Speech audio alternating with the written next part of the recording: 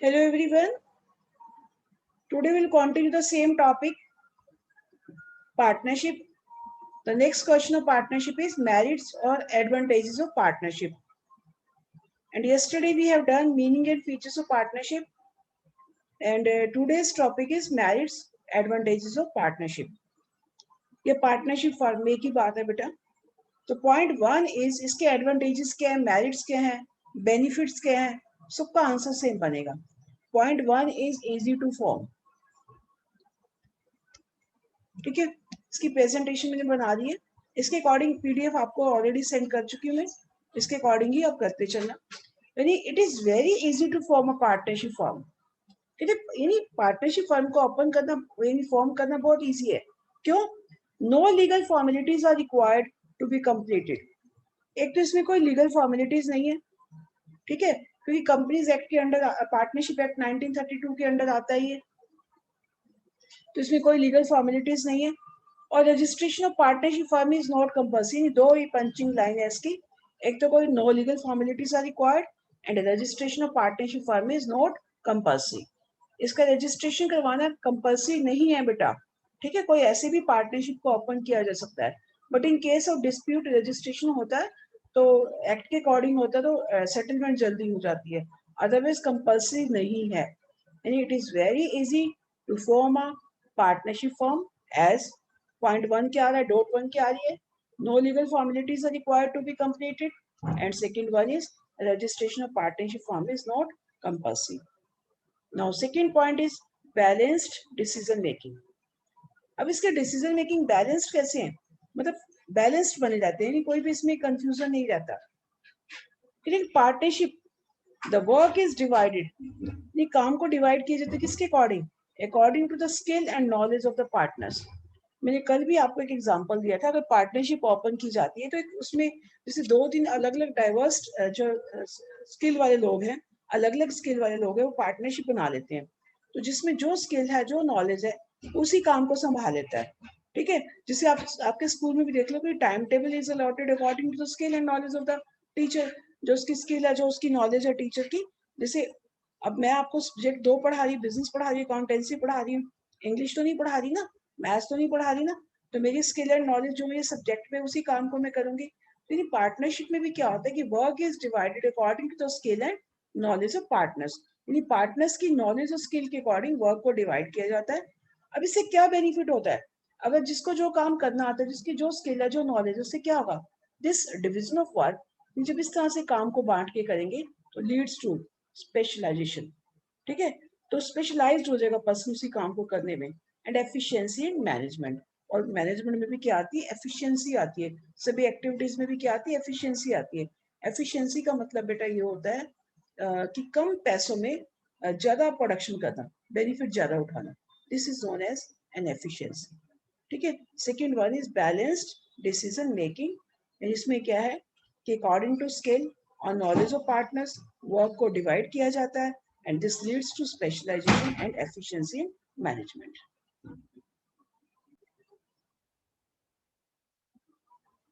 Now, third point is more funds. In partnership firm, capital is contributed by all the partners. ठीक है, क्योंकि जब सभी partners मिलके कैपिटल को कंट्रीब्यूट करेंगे क्या होगा, अपने भी पैसा ज्यादा इकट्ठा होगा.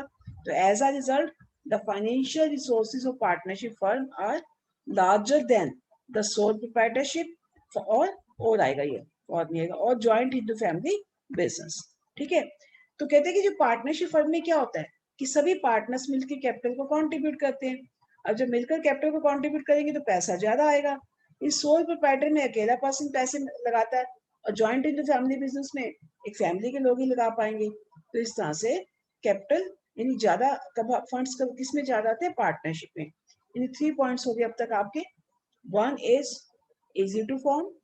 ठीक है, इजी टू फॉर्म में क्या है, no legal formalities are required and registration of partnership firm is not compulsory. And second is balanced decision making. इसमें क्या किया गया है कि work is divided according to the skill and knowledge of partners, and this leads to specialization and efficiency in management. And third is more funds, in which इसमें क्या है कि बेटा in partnership firm capital is contributed by all the partners. तो इससे क्या होगा, as a result the financial resources of partnership firm are larger than the sole proprietorship or joint in the family basis. The fourth point is risk sharing. अब इसे risk भी कैसे share किया जाता है? देखिए, in partnership firm all partners share the risk नहीं है, risk कहीं, risk in the same ratio as the share of profit, as they share the profit दे आएगा, as they share the profit. यानी कि पार्टनर्स में क्या होता है, पार्टनरशिप में क्या होता है कि सभी पार्टनर्स रिस्क भी वैसे ही शेयर करते हैं, उसी रेशो में करते हैं जिस रेशो में प्रॉफिट शेयर किए जाते हैं. यानी पार्टनरशिप में पहले से रेशो दी होती है, एग्रीड रेशो होती है, एग्रीड रेशो में वो प्रॉफिट्स भी शेयर करते हैं और रिस्क भी शेयर करते हैं. तो इससे क्या होगा, दिस मोटिवेट्स देम, इससे मोटिवेट हो गए to undertake riskier projects and earn more profits. तो नेचुरली उन्हें पता है कि जितना ज्यादा प्रॉफिट रिस्क होगा उतना ज्यादा प्रॉफिट होगा, तो मोटिवेट होते हैं कि जितने रिस्की प्रोजेक्ट उसमें पैसा लगाने के लिए तैयार हो जाते हैं और इससे उनको प्रॉफिट्स ज्यादा होता है. तो fourth point is risk sharing.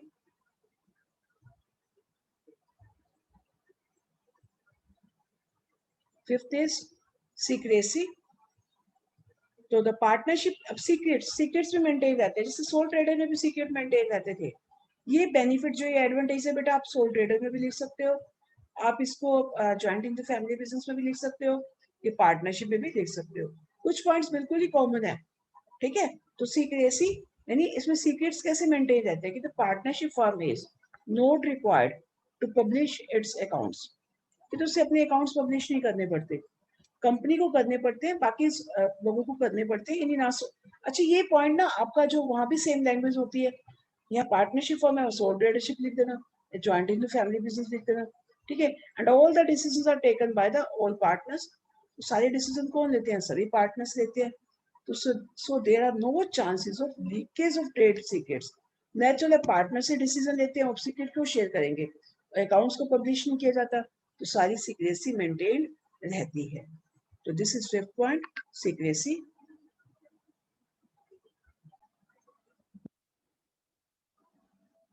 Now next question is demerits, disadvantages of partnership.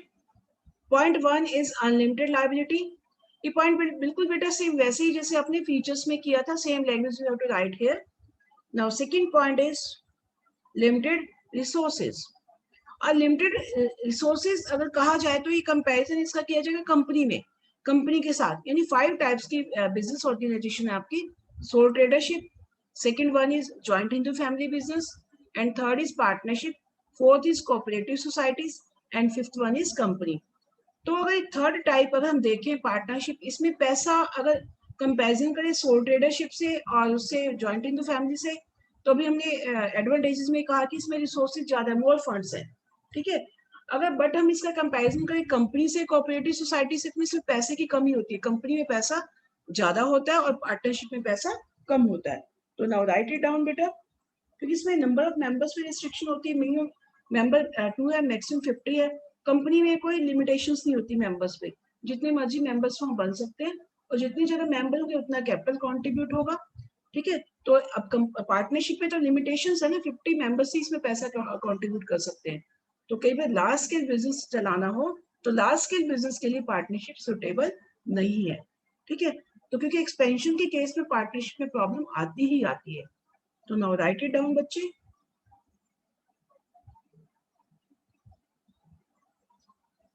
In partnership firm,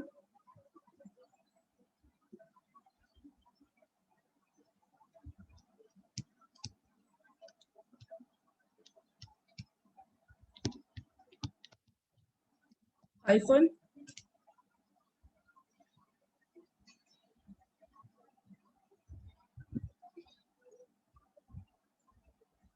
dot 1 there is restriction on number of partners. तो पार्टनर्स पे जो है, नंबर ऑफ पार्टनर्स पे रिस्ट्रिक्शंस है, मिनिमम 2 है, मैक्सिमम 50 पार्टनर्स ही आ सकते हैं. तो 50 लोग ही इसमें पैसा लगा सकते हैं. तो इससे क्या होगा and contribution in terms of capital investment is not sufficient. जब लार्ज बिजनेस है तो उस केस में प्रॉब्लम रहती है। In case of large business for large scale enterprises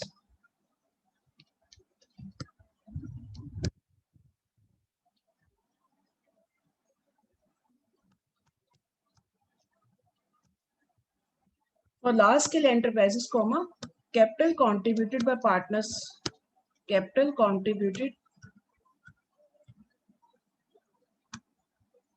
by partners is not sufficient.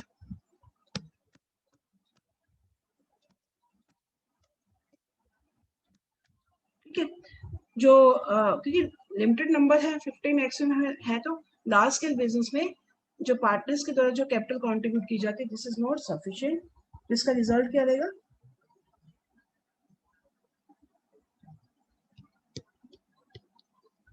It creates problem in expansion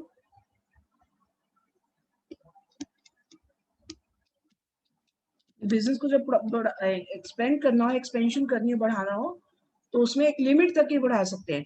in it creates problem in expansion beyond a specific size, beyond a specified size, मतलब एक limit तक इसको बढ़ा सकते हैं, उससे ज्यादा नहीं बढ़ा सकते। This is second point, limited resources.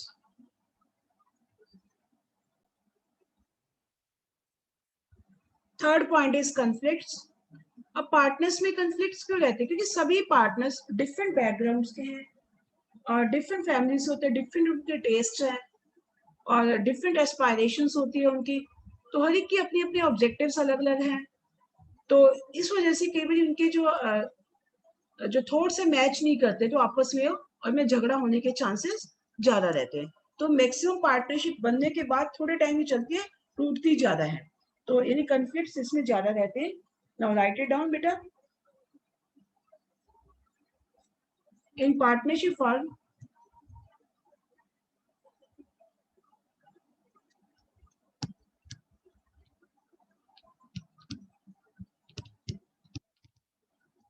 hyphen dot partners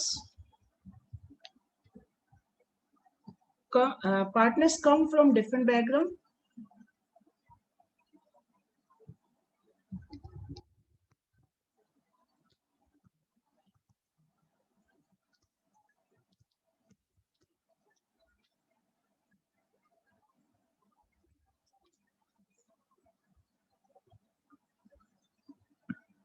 comma different families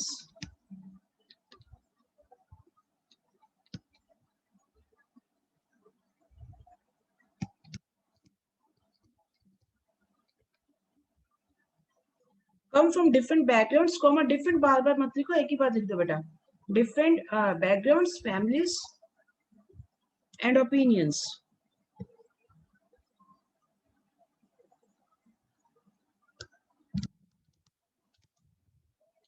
and opinions.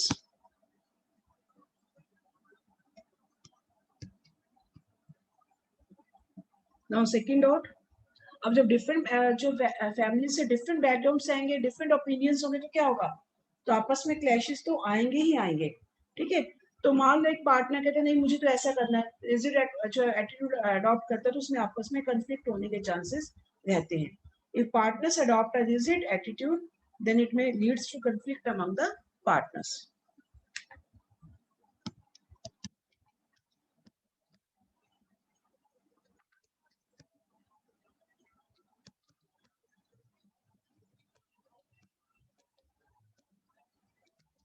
Rigid attitude,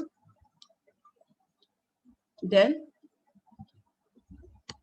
it may lead to conflicts.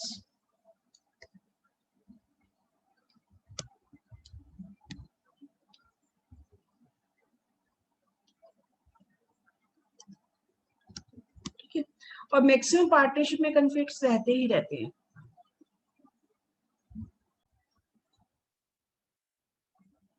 Fourth point is lack of continuity. Same as in features, जैसे features में था ना continuity point, same वही language आपको यहाँ पर लिखनी है। तो फीचर्स में आपने किया था, फिफ्थ पॉइंट था कॉन्टिन्यूटी, सेम लैंग्वेज आपको यहाँ पर लिखनी है बेटा ये। Now next is fifth point, lack of public confidence. नहीं, पब्लिक का भी इसमें कॉन्फिडेंस नहीं बनता। Fifth point is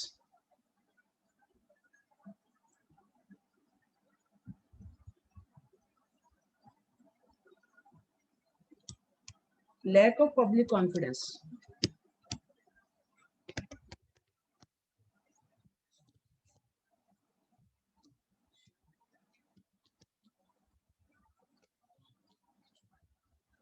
Lack of public confidence,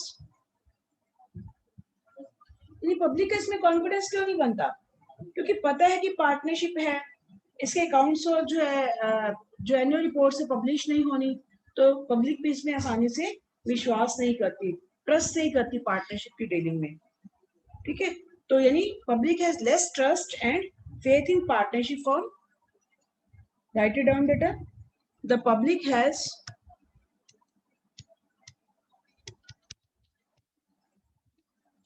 no trust, या लेस कह सकते हो, नो कह सकते हो, एक ही बात है। हैज नो ट्रस्ट और लेस ट्रस्ट एक ही बात है बेटा। एंड ये हाइफन डाल देना बेटा यहाँ स्टार्टिंग में। Faith in partnership form. Public है इसमें ट्रस्ट ही नहीं, क्यों क्यों नहीं है ट्रस्ट? बिकॉज इसकी एनुअल जो रिपोर्ट है पब्लिश नहीं की जाती, बिकॉज BACAU बिकॉज, हाँ क्या है इसका रीजन, क्या रीजन है इसका, क्यों नहीं विश्वास है? The accounts and annual reports of partnership firms are not published because accounts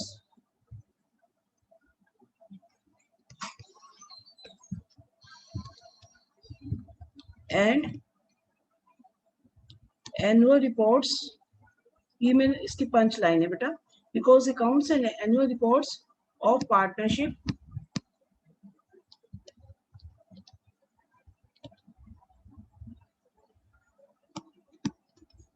firm are not published. Okay बेटा, तो दिस इज अ बिकॉज करके स्टार में डालना जरूर है। ठीक है, इस तरह से इसकी प्रेजेंटेशन बनानी है।